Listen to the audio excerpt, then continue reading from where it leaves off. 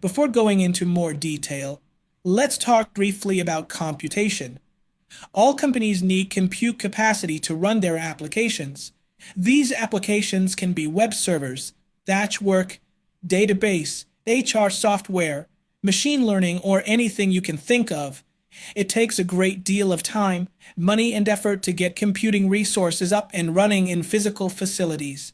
When one has their own fleet of physical servers, first, we must do thorough research to see what kind of servers I want to buy and how many. After buying the hardware, you have to wait several weeks or months for the servers to be delivered.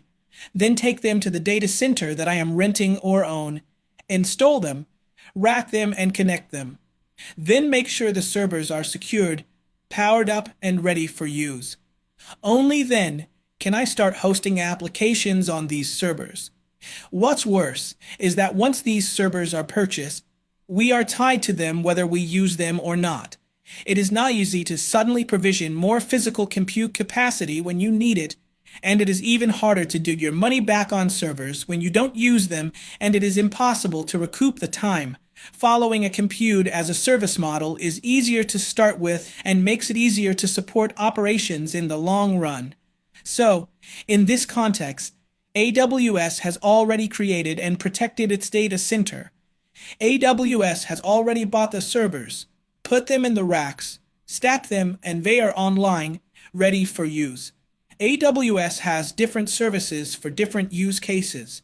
For example, Amazon EC2 is an AWS service that is important to understand most of the time, and in the next few lessons we will look at Amazon EC2.